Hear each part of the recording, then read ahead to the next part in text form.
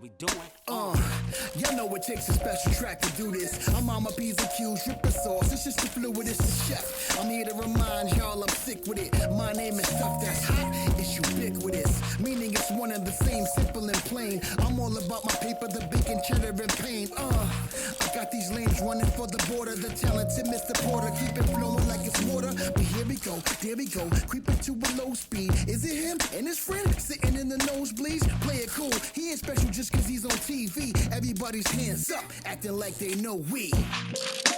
Welcome to another episode of the Taste Music Hear Food Podcast Show. I am your host, Ed Porter. This is the destination for food, music, and culture, and how they all connect. Today, we have an amazing guest, somebody I've been trying to sit down with for a while. I remember vividly his introduction to the Twin Cities because me being a big sports guy, it was good to see a face like his doing what he's doing. So I'm going to attempt to give you the flowers that you deserve with this intro. Here we go. In the world where highlights meet humanity, today's guest just doesn't cover the score. He captures the soul behind the story. From Southern Illinois to the Twin Cities, he's brought heart to the headlines, authenticity to the anchor desk, and culture to the conversation. Whether in a press box or on their screen, he's repping Kappa Alpha Psi, repping Mizzou, and reshaping what sports journalism can look and feel like. Let's welcome to the show, Mr. Reggie Wilson. What's up? Thanks for having me. Thank you for being here. So I do tons of research about guests that come on, and you have such an intriguing story about how you came to be. And I'm looking, I'm like, this needs to be told. So my story is an interesting one. And the more I tell my story, the more people are like, all right, we're waiting on the book, waiting on you to write the book. And it's interesting because I don't really think about it like that. I just really kind of think of it as my life, you know? So I grew up in St. Louis, Southern Illinois area. My mom's from East St. Louis, if you're familiar with that. Very familiar. And so grew up a little bit in St. Louis, lived in St. Louis until my dad passed away in 2004. And then we moved back to the Illinois side, Southern Illinois. A lot of times when you say Southern Illinois, you say anything Illinois, people think Chicago. And it was like, no, just right across the bridge from St. Louis. Right there. Yep, right there. Close to St. Louis. Right across the Mississippi. Yeah. To just the other side of St. Louis. And so growing up, my dad was someone who kind of instilled in me that love of sport. You know, some of my vivid memories are growing up. So it's an interesting deal with my mom and my dad because, you know, they found their way back to each other later in his life. Mm-hmm. But earlier on, you know, they were doing the co-parenting thing. And so, you know, vivid memories of my dad coming to pick me up and, you know, on weekends we're going to the Y, you know, and my dad was one of the best basketball players I've ever seen, like bar none. Like it was crazy. Like young guys, older guys, they would all come and pickup got intense at the Y, you know? Yeah, absolutely. You know, it was Michael Jordan and my dad. Those were the two, okay? And so, like, I'm telling you, like, my dad was like a dead-eye shooter. Like, you could have your hand in his face. And I think, you know, if his life played out a little bit differently, I do think that he probably could have made it to college and NBA playing ball, or at least pro playing ball. That's how good he was. Now you definitely got the height. I got the height. You got my mom and my dad 6'2". Okay, yeah. I'm 6'4". You definitely got the height.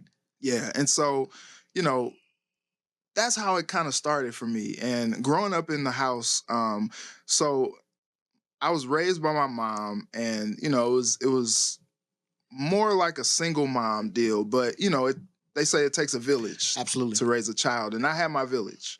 You know, my grandparents, big part of who raised me, my aunts, uncles, you know, all of them are a part of my village and, you know, still are. My grandparents no longer with us, but, you know, my aunts and uncles, they're my village.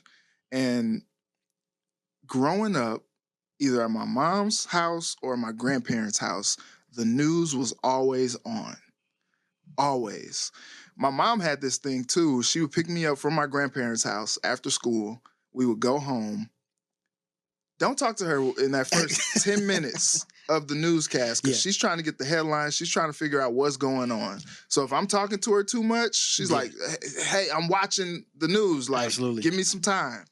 And so I would watch that. And then, you know, hanging out with my dad, you know, we would watch sports. My mom also was big into watching sports. So we're watching Michael Jordan growing up, those Chicago Bulls teams. Mm-hmm. And then the Rams got big. Greatest show on turf. Yeah. Marshall Faulk and the crew. Yeah, so that became a passion to watch the Rams with my dad. Yeah. And I remember, like, very early just being like, oh, wait, ESPN? Like, oh, so, like, there's a place that does what I see them doing on the news that my mom and grandparents are watching, but it's just with sports. 24/7. And it's all the time? Yeah. And I was like, oh. So now I'm coming home, I'm watching ESPN. I'm watching, you know, all the shows that they're doing. And that kind of grew my love for sports. Mm. And so, you know, my dad passed away lung cancer in 2004. It's crazy because I've now been without my dad more than I've been with him. Right. And that's kind of bizarre, you know. My mom and dad got married 99. Okay. 99. And he passed in 2004. And so before he passed, my brother was born in 2000. And so he was 4, I was 13. And we moved back across the bridge to Illinois, as I told you about, a town called Belleville. Okay. Like a suburb, if you will, outside of East St. Louis. And that was kind of where things just started to go. Like, I got into sports a little bit. You know, cup of coffee playing football, it didn't work out. I always wanted to play basketball. I had some skills, but, like, it was never really watered. So, like, I wasn't near, like, the product to play high school ball. Right. But I did do track and field. I was a discus shot put thrower. But my story was always, you know, everybody's always like, yeah, you tall, you know, whatever. What they don't tell you is how brittle some of us tall people are, right? And so I kept getting hurt. Mm-hmm. Vivid memory of being in PE class. You know, it gets fierce in PE class. We're playing basketball. Especially when you're the biggest guy. Yeah, dude goes up for a layup. I jumped up, blocked it, came down my ankle. Broke my ankle. One of the first few days of track, I'm throwing discus. I'm doing the spin. Crack, crack, knee. That's my whole summer is gone, rehabbing my knee. That was the end of my high school playing career. Understood. I love sports, though. And after growing up watching the news and watching ESPN and, you know, all these different sports media entities, that was something that I felt like I wanted to do. I wanted to be around the game, even if I couldn't play it. Mm-hmm. And I figured the best way to do that would be to go into broadcasting. So now you literally have the best seat in the house, honestly. Yep.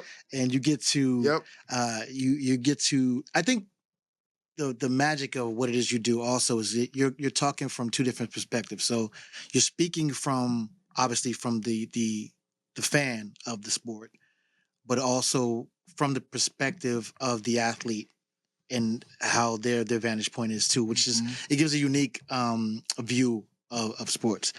All right, right about now, we play a little game. Okay, called One Gotta Go. Okay.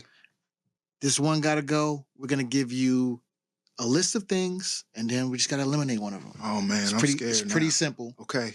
This one gotta go is going to be the Reggie's Hot Dish Roadmap Edition. Okay. I'm going to list them all off. Oh, man, I'm a little nervous. St. Louis toasted ravioli. Uh-huh. Cincinnati style chili over spaghetti. Uh-huh. The Juicy Lucy. Uh-huh. Or Dayton style pizza. Okay. You said one gotta go? One gotta go. Oh man, I'm okay. I gotta go Cincinnati chili. Yeah. Okay, why? I never truly got into it. So if it's homemade, it's delicious. Our marriage parents used to invite us over, and our marriage mom, Mama Judy, she would make chili for us. Fire, fire. But the commercial places.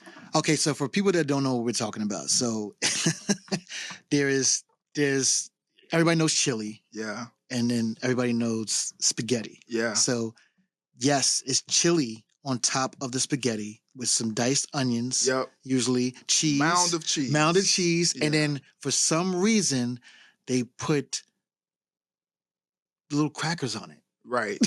Right. Which I still haven't. You can't eat chili without crackers. Yeah, but it's over spaghetti though. Already. Yeah, So what I was told when I moved to Cincinnati, and I love Cincinnati, one of the best places that I've lived. Very underrated place for people who don't know. I felt like I was just a part of the community there. Mm-hmm. Cincinnati's 47% Black, which you're like, whoa, you know.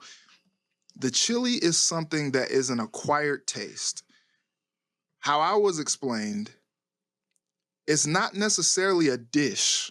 Chili is a sauce. Mm-hmm. And so it's meant not necessarily in like the Cincinnati style, not necessarily to just, because my mom grew up making chili, and I would get a bowl of chili, put some cheese, some oyster crackers, mm-hmm. go to town. That's not how you eat Cincinnati chili. It goes over spaghetti, over fries, over something. Yeah, it needs another vehicle. It's a sauce, yeah. Yes. But the thing, if you don't know, so there's two competing brands in Cincinnati. There's Skyline Chili and there's Gold Star Chili.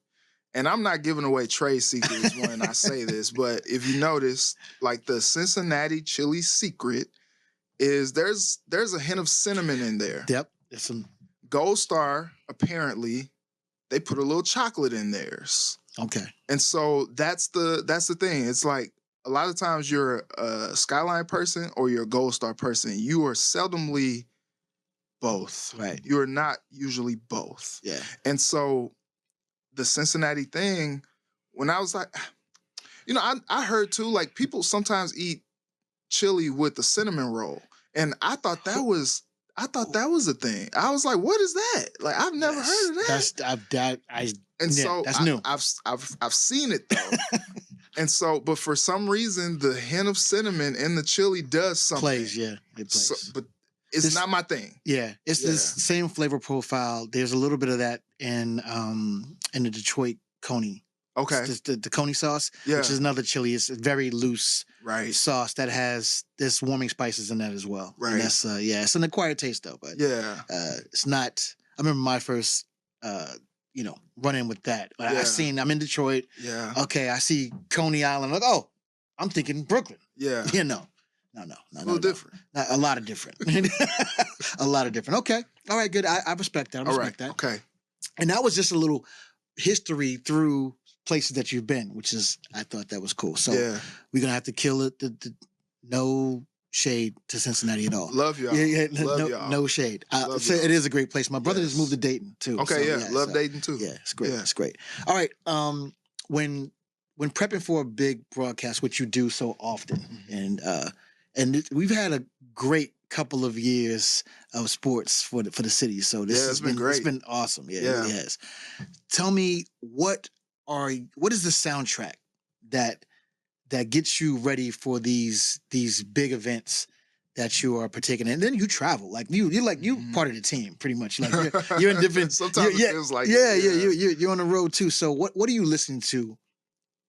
What's your soundtrack? What is the Reggie Wilson soundtrack or playlist, if you will, to get you up for the big moments? So I think it just kind of depends on the mood that I'm in. So for those who don't know my background, I grew up a church boy.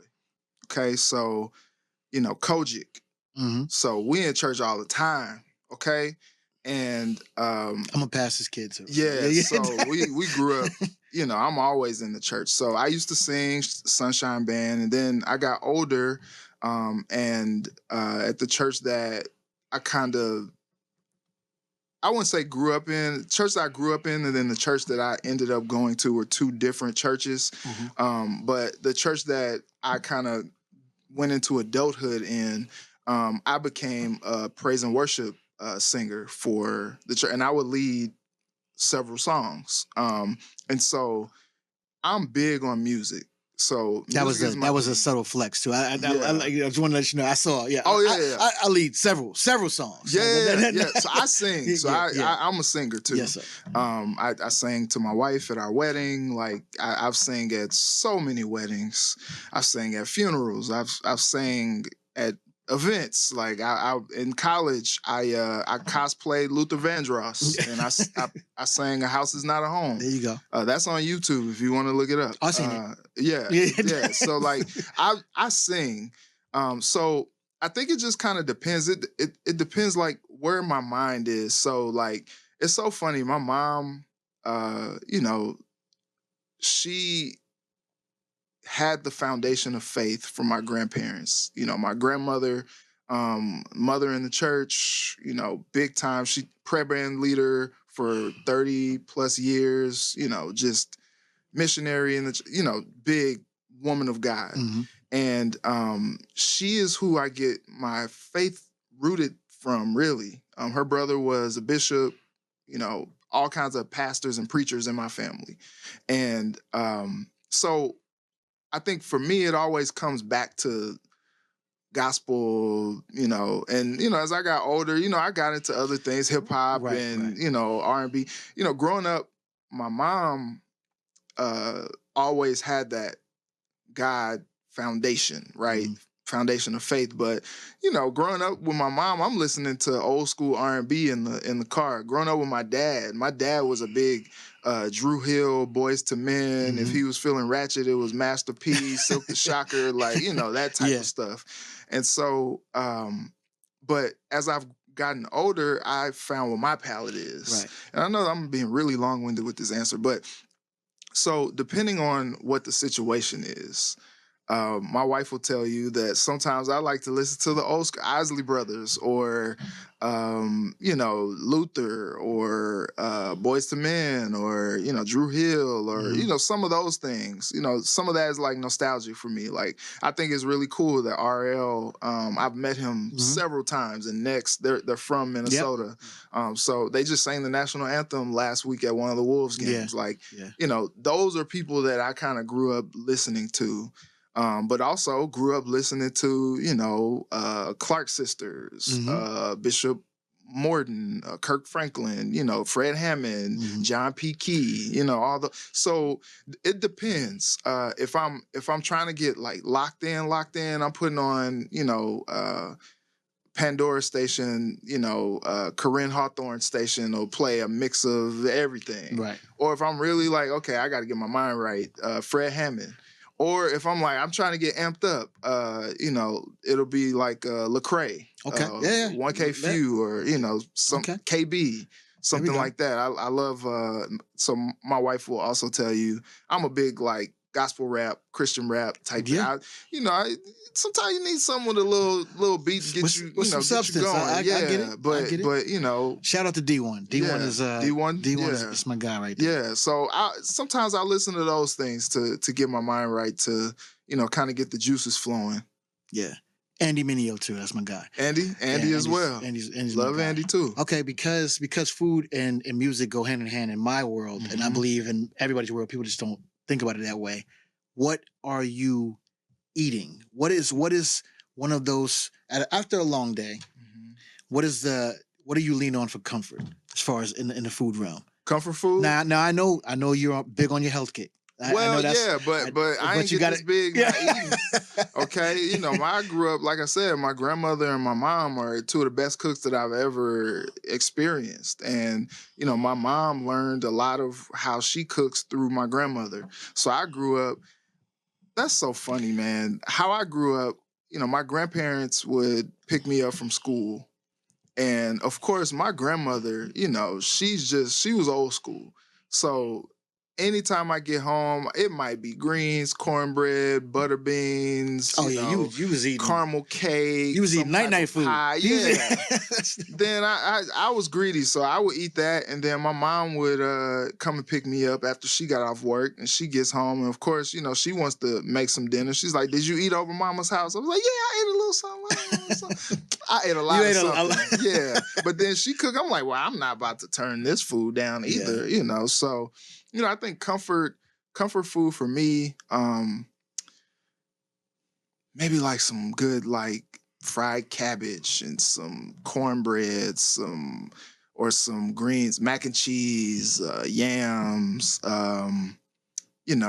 catfish, any type of chicken I will eat. That's my thing. Chicken is your thing. Chicken and fish, any of those. I'm not a big red meat person. I might dabble a little bit, on a special occasion, maybe a little bit of steak, but that's not really my thing. Okay. I don't really pork ribs. That's not really my thing either. But that or a good pizza from somewhere will also get the job done as well.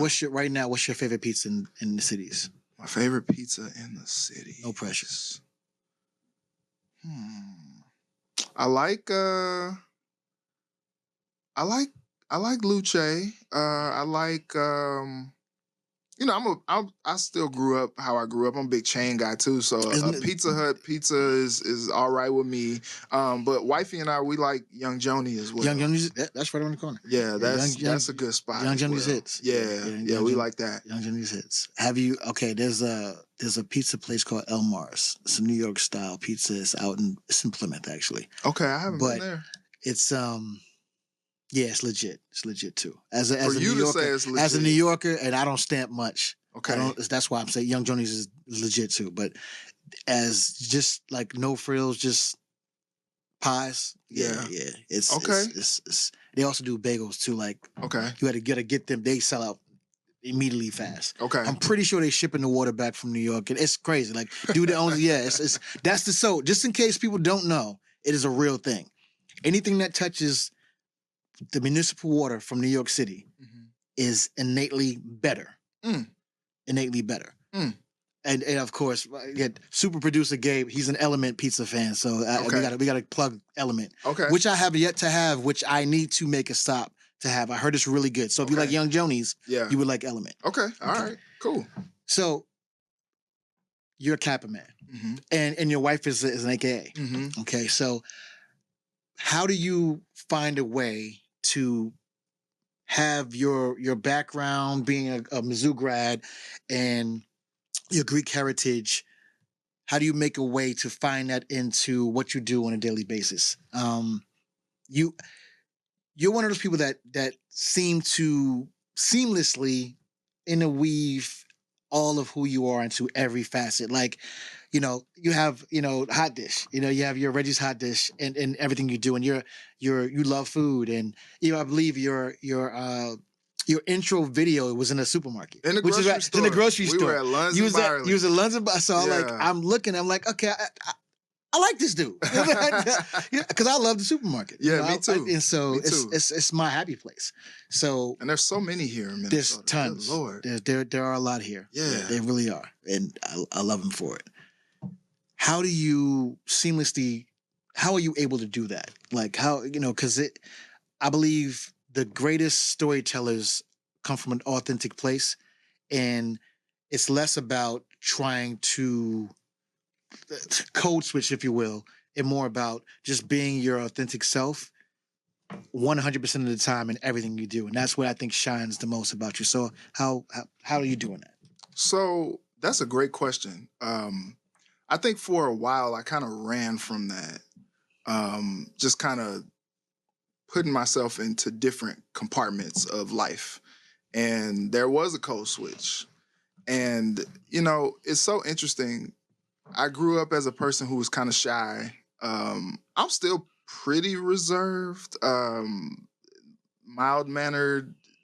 I guess you would call me like a extroverted introvert, if you will. Until that mic is on. Yeah, when the mic comes on, you got to bring it. You got to come with it. And so I just think my mom always encouraged me to be who God made me to be.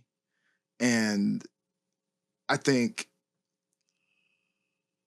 meeting my wife and just how out loud she lives encouraged me to just stop doing the code switch and just being my authentic self. Yeah. And I think I've really leaned into that.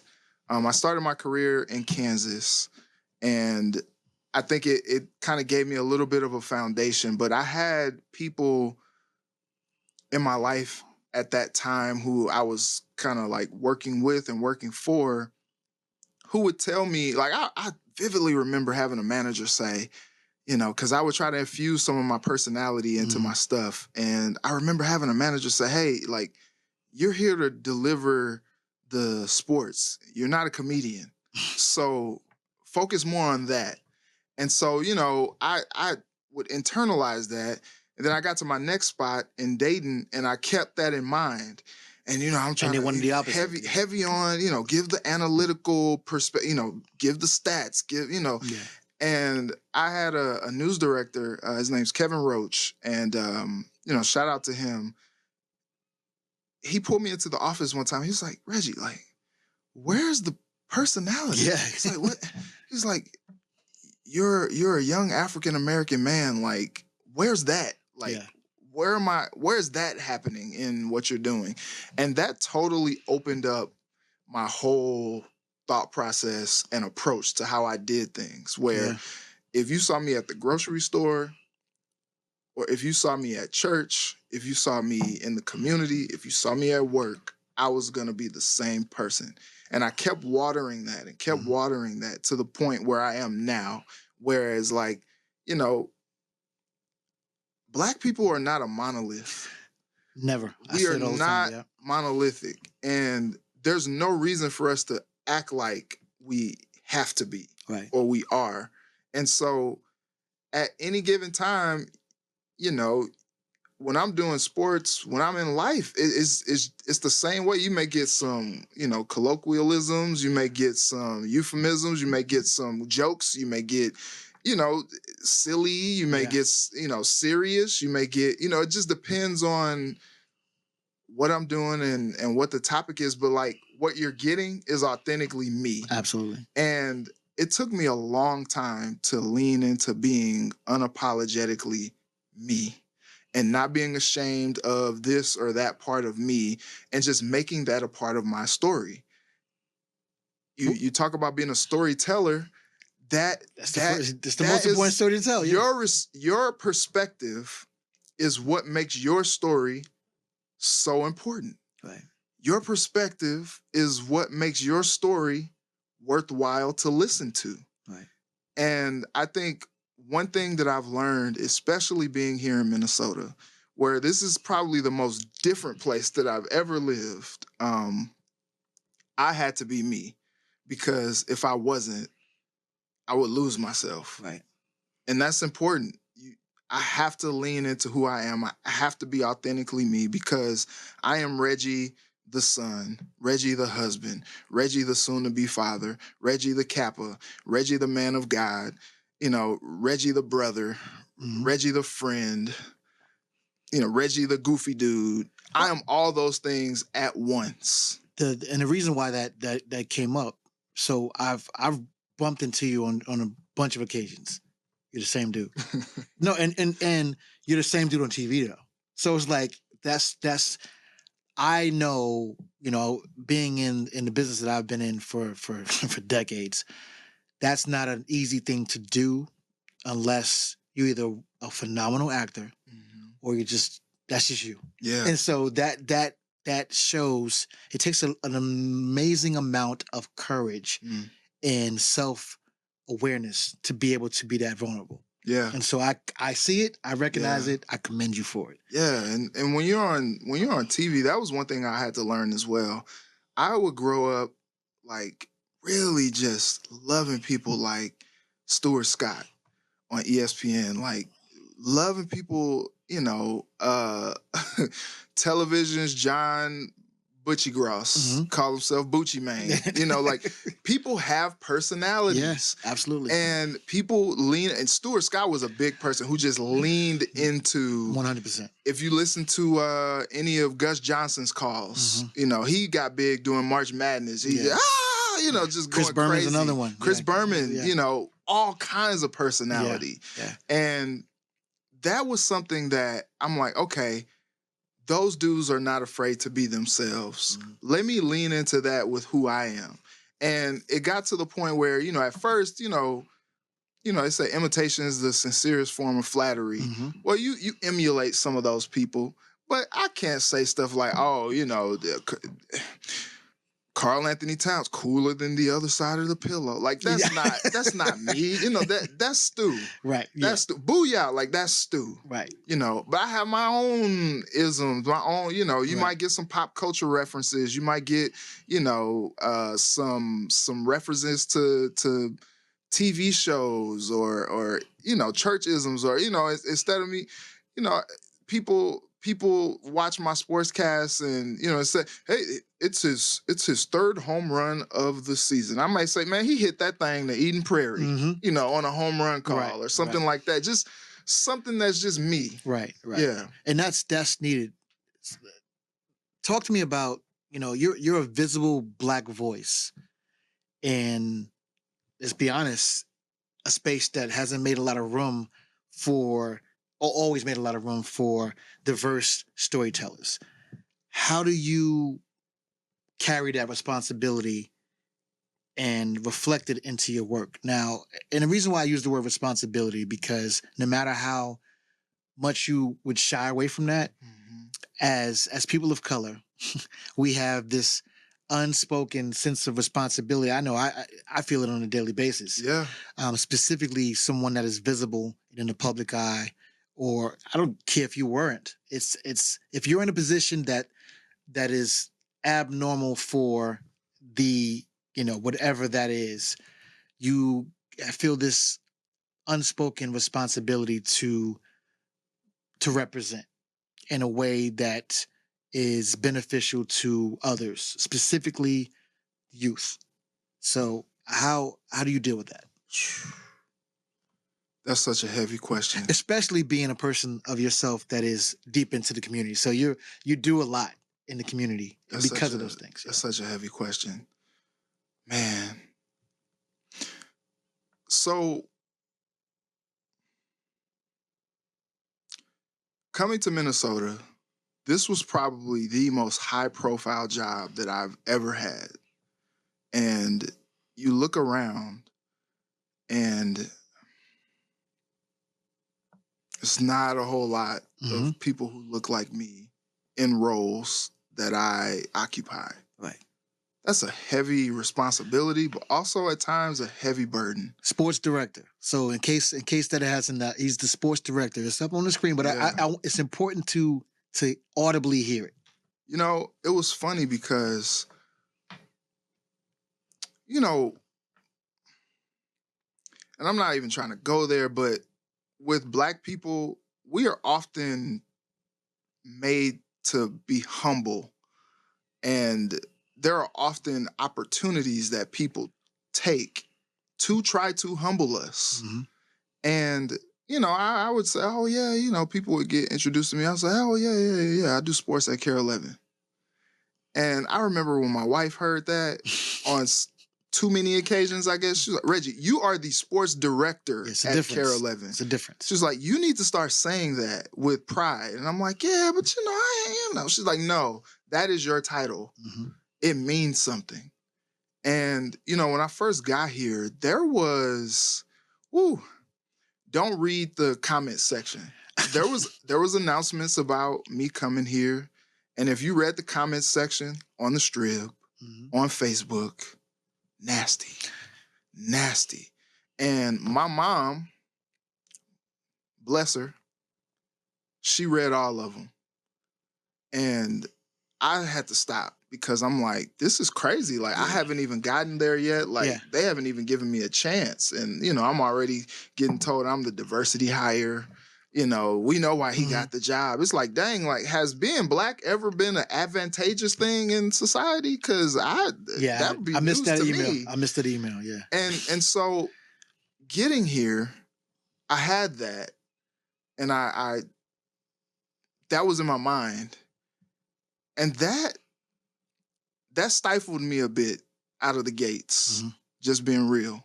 And I think internalizing that too much and the imposter syndrome of it all really, really held me back for my first about 6 months, to the point where I had internalized it so much. I called my wife.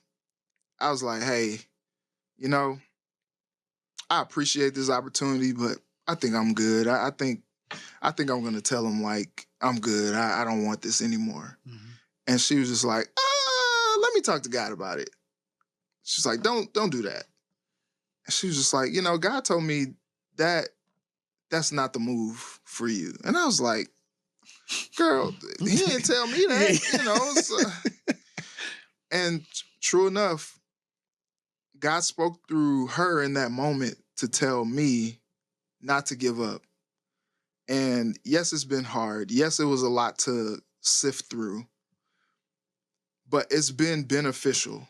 And I do believe that God put me in this position for a reason. And it's so funny you asked that question, because I would go into these press conferences. I would go into these rooms, look around. Ooh, I'm the only black person in here other than the athlete at the podium right now. And I would see myself and feel myself in that room. And it took a while for me to just get comfortable enough to just say, yeah, I'm occupying this room. Right. And that's what it is. So be confident in that, because everybody else in this room is confident in who they are. So you be confident in that. Yeah, you might be the only, but that's all right. Lean into it. Right. And, you know, it's taken a while for me to really get my feet set and really just own the position I have and the person who I am as I'm occupying these rooms. Right. And we talk about visibility. I don't know that there's a more visible sports media person than me in the Twin Cities right now. No. And that's a bit jarring. Like, I can't go to the grocery store without people being like, hey, we love watching you. And I'm just like, wow, like, that's crazy. The reason why I asked that question is because we were just talking about you as a kid watching Stuart Scott. You're Stuart Scott. Okay. No. As far as, you got to think about, really lean into the fact of there's a kid that comes home from school and turns kids on the watching TV. the news, though? Kids watch the news. Okay. Yeah, whenever they can. And it's you know, it's on social now. You know, it's not like we used to watch the news, right. but you are the example. So it is important to see you carry yourself the way you do. You're knowledgeable. You're well spoken. And all these things sound like, oh well, it's not about the fact of what they are. The fact is, you are the example of possibility. And that's, so when you talk about the balance of it being a burden with the balance of it being a responsibility, I think that's where I lean more towards the responsibility, because I am one of very few in this industry. Oh yeah, who nationally, look like me nationally doing this role. Yeah. And I gotta represent. You know, I gotta, you know, representation is everything. And if there's a young kid on TV who looks like me, who likes what I do, who is inspired by what I do, I have made the difference, because I have showed that person that this is what is attainable if you work hard, if you get a few favorable bounces from the good Lord above, and you take advantage of the opportunities that you're given. And just be a good dude. So the other side of that coin is too, you know, for specifically in inner cities, you know, there's usually one or two ways out. People think, you're like, oh, it's gonna be this. You could be on the other side of that ball. You don't even have to ever touch foot on the court unless it is to cover the game.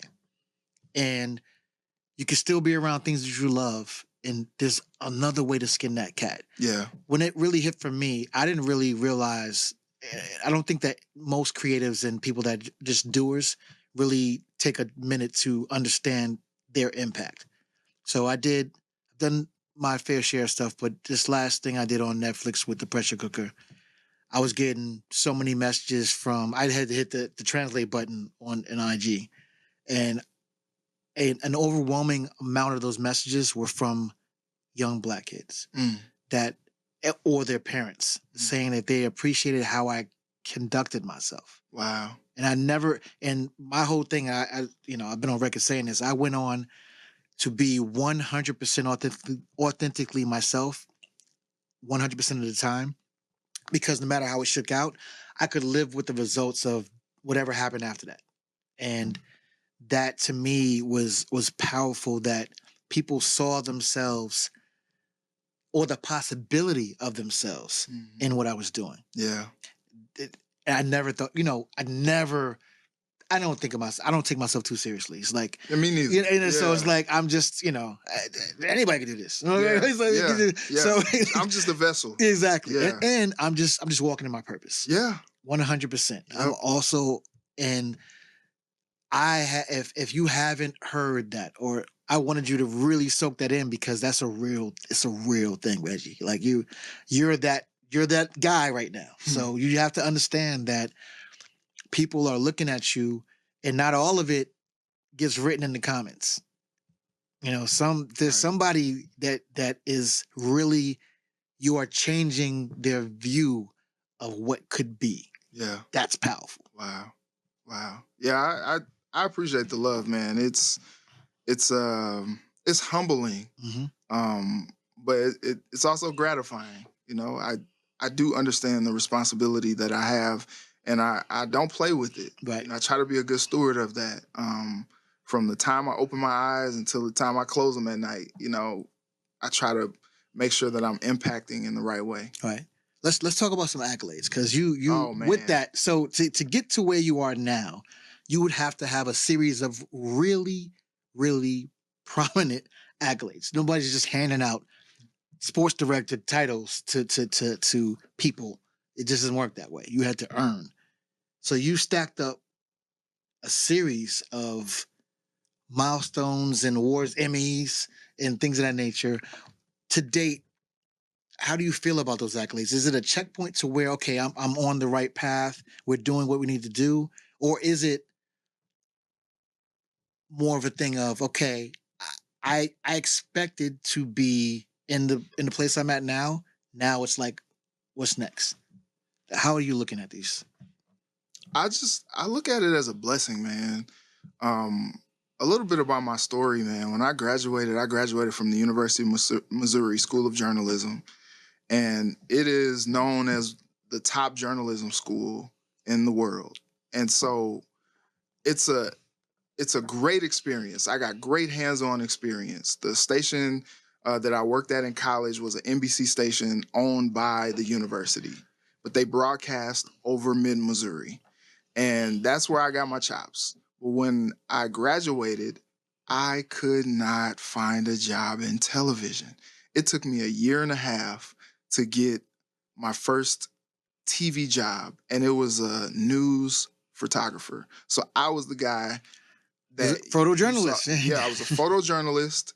I was the guy that you saw running the camera for the reporter. Gotcha. And what I ended up doing, I always said that was the best and the worst thing, I guess, because I would take the camera, turn it on myself at the end of my shifts or on my off days, and put reports together based on things that I had been sent to do during the week. And I put a resume, reel, tape, whatever you want to call it, together, and I would bug the heck out of my news director. Finally, to the point where he was just like, all right, man, we got a job that just opened up in Dodge City, Kansas. A guy from Minnesota, his name's Andrew Lovelet. I think he's back here in Minnesota. He was filling the role. He left the role, and it left the vacancy for me to fill in Dodge City, Kansas, covering sports within a 2.5 hour radius of Dodge City. So I covered high school sports, JUCO sports, rodeo, whatever you want to think of for Dodge City, Kansas. And I remember coming to Minnesota for NABJ, National Association of Black Journalists. Every year they have a huge convention. 2015, it was here in Minnesota at the convention center in Minneapolis.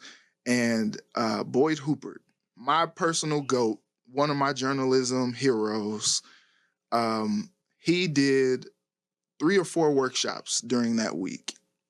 If you know Boyd Hooper, one of the best storytellers of our generation, landed 10,000 stories on KARE every week. And I took those workshops with him, and it changed my whole perspective.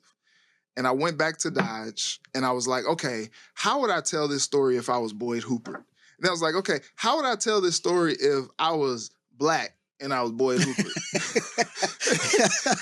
and I started to find my own style. Right. And from there, I started to win some awards, and some of the work that I was doing started to get recognition. And that carried over from Kansas to Dayton to Cincinnati. In Cincinnati, I was nominated for my first Emmy. Couple Emmys got nominated. Fast forward to here in Minnesota. Every year I've been here, I've been nominated for every Emmys. single year. Yeah. And finally won one last year. That's okay. And oh man, what a tremendous triumph that felt like, because you've just been chopping wood, and you finally win an Emmy. And that was dope. That was a dope moment for me. And it's something that I'm just like, once you do it, it's so funny. If you think back to AJ Brown, when the Eagles won the Super Bowl, the next day he was just like, okay, I did it. Yeah, now what? Now what? Okay, it happened. Now, and I think that's the thing where, you ask kind of like where I'm at. I think what he was kind of pointing at was the thrill wasn't the destination. The thrill was the journey. Yeah.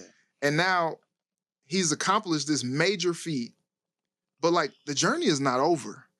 And so that's kind of where I'm at. I'm like, the journey is not over. There's still so much more to accomplish in this thing. Right.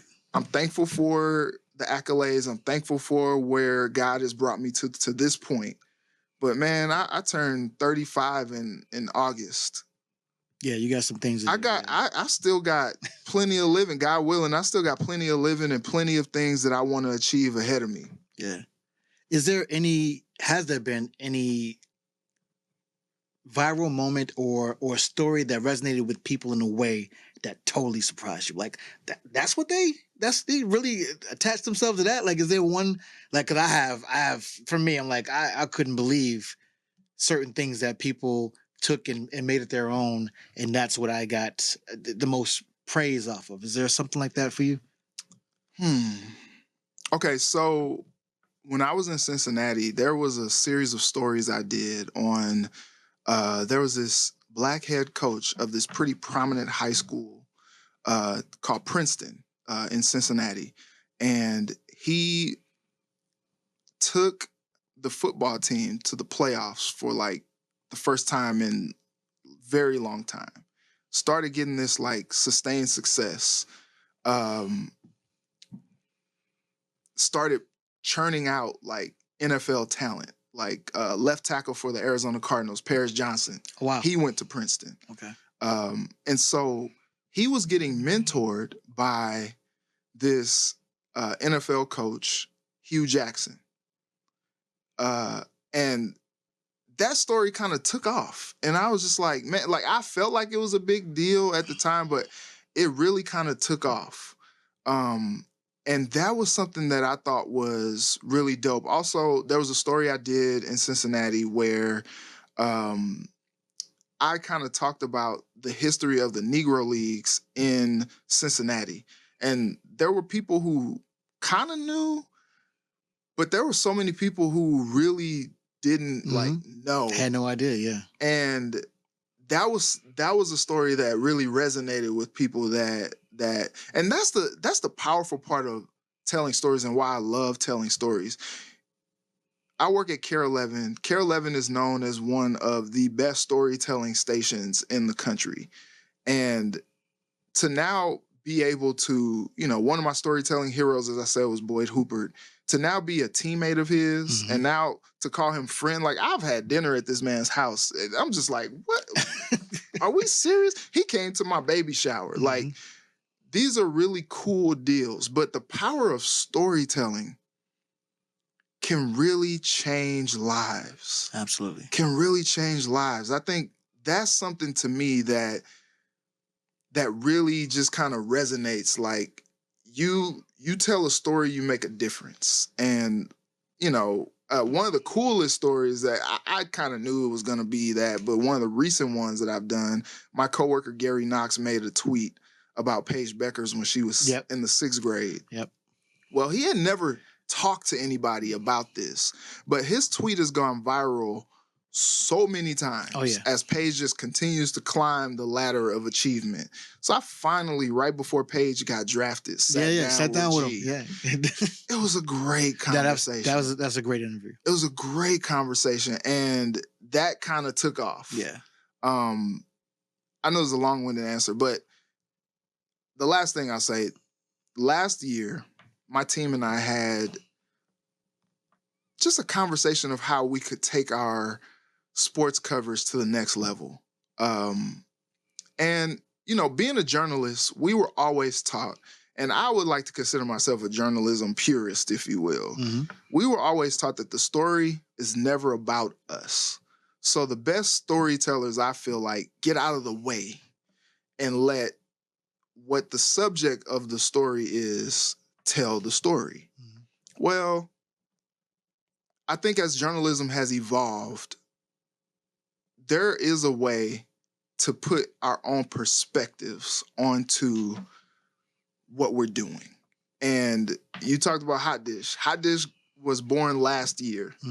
And it was a way of me being able to really kind of get a little bit underneath the headlines and really kind of just not really go there, but just go there. Right.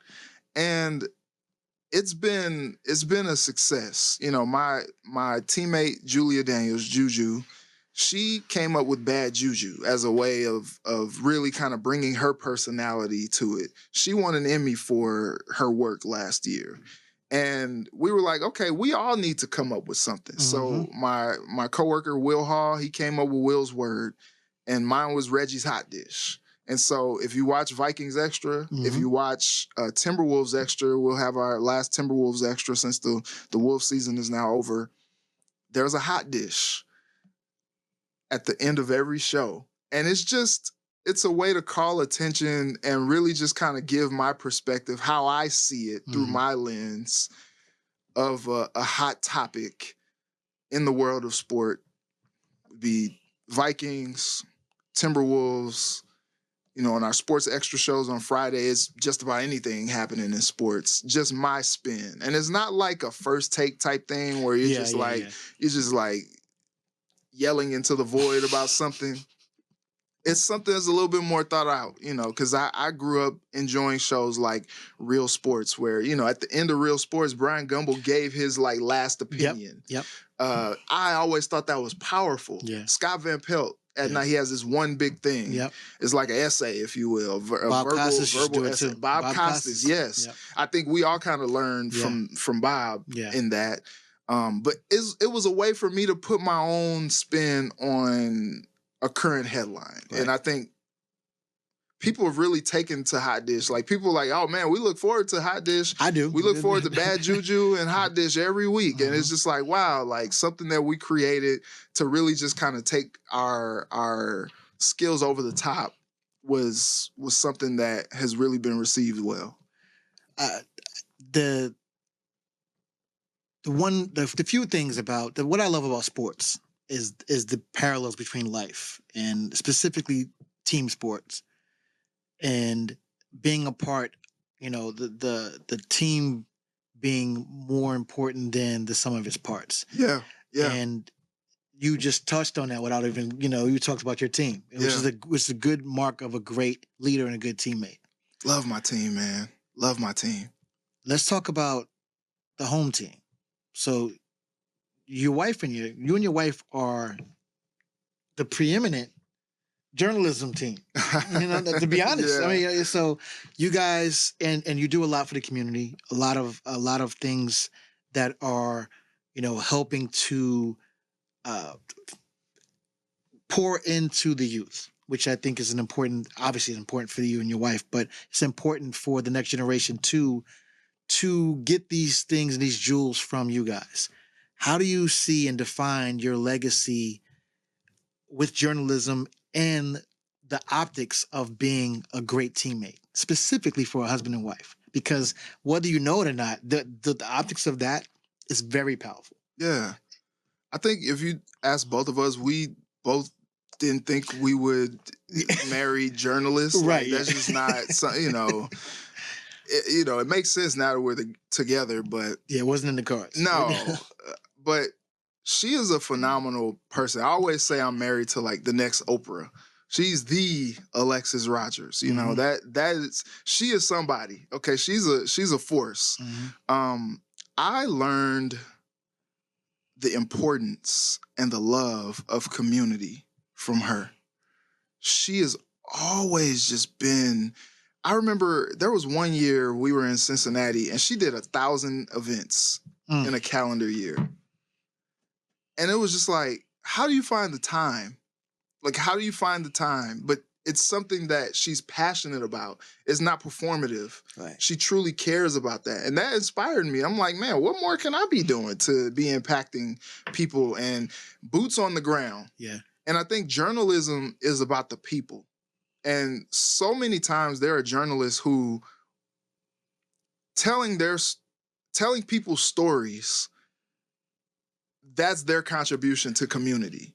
And that sometimes they feel like it starts and ends there. It's like, well, I went into this neighborhood and told this story, and I tell stories every day representing communities. That's my contribution. When I'm off work, now that's my time. But I'm serving the community on my hours of work. Right. And then they go home and, they do whatever they do. Respect to them, the more power to them, not saying that there's something wrong with that per se, but I think, community to me, we go to church with people that we, are on their TVs every day. Mm-hmm. And they tell us that, it means something to see me praise and worshiping with somebody who watches me on TV every day. Oh, they just like me, And I think that's important. It's important when there are events at schools and events at community centers and, serving food to less fortunate or, whatever the event may be. Mm-hmm. It's important for people like us to show up because we have to let the people know that we're not just reporting on their communities. We are a part of their communities. Right. Because you let us into your homes to have conversations with you. You let us into your homes being on your TV.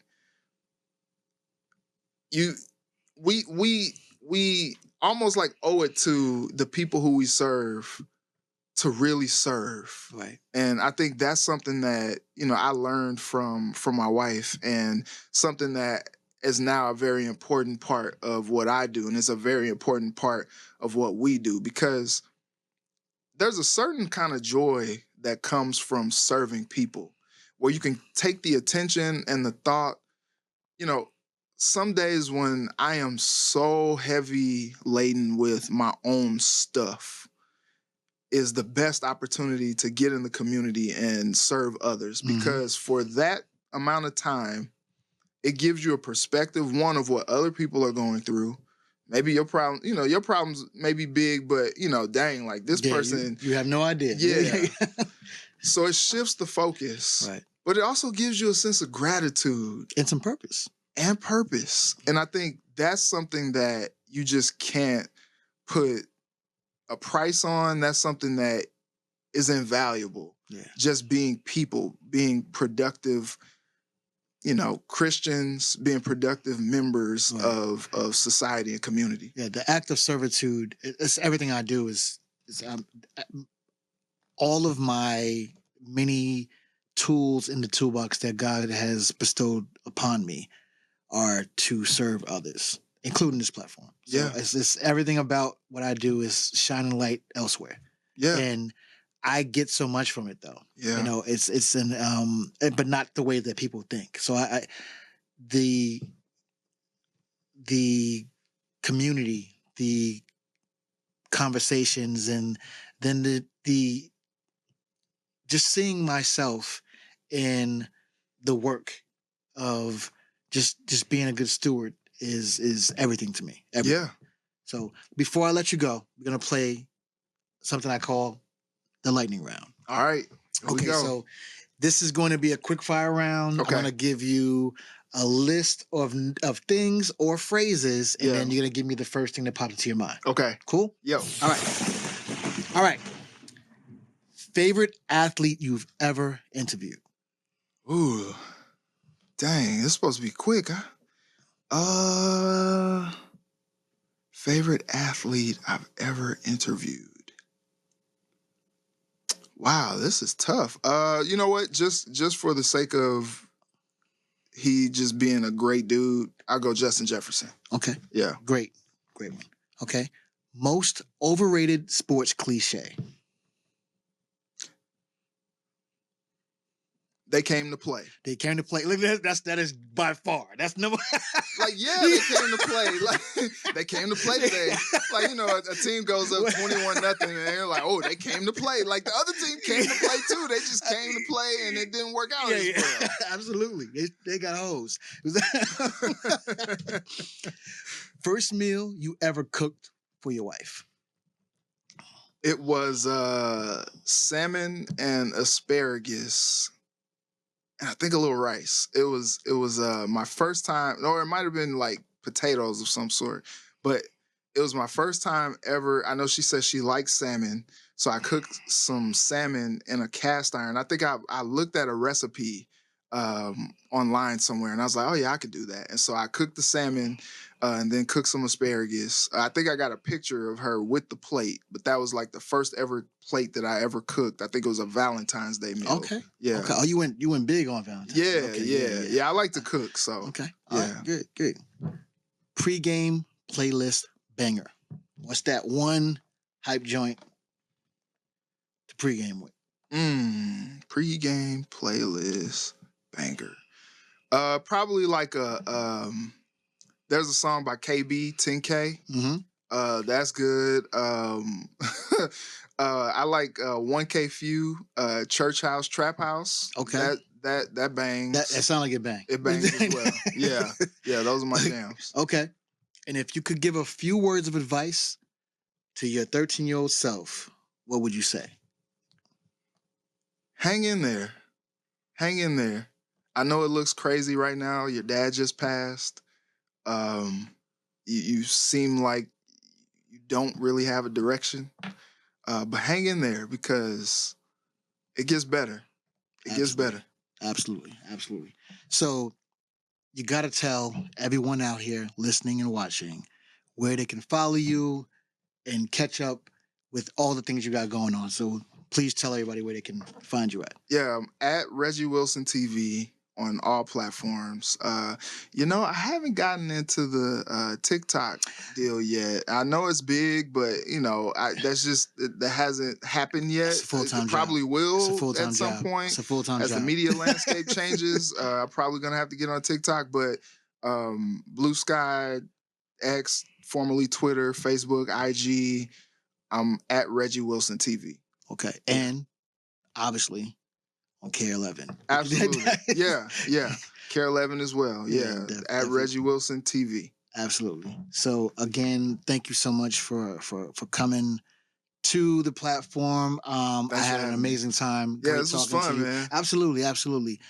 Check out Reggie every night on KARE11 as well as on the socials. Again, Reggie Wilson TV on everything, including TikTok, soon to come. He's about to get all the dances and everything good. Oh, Lord. Again, I also want to give a shout out to your lovely wife and your soon to come, baby girl. Yeah, we're weeks away from me having a daughter in this world. That is crazy. Welcome to Team Girl Dad. So that's probably gonna be the reason why I'm on TikTok soon. There you go. Yeah. For sure. Absolutely. All right. This has been the Taste Music Here Food Podcast Show. Until next time, peace.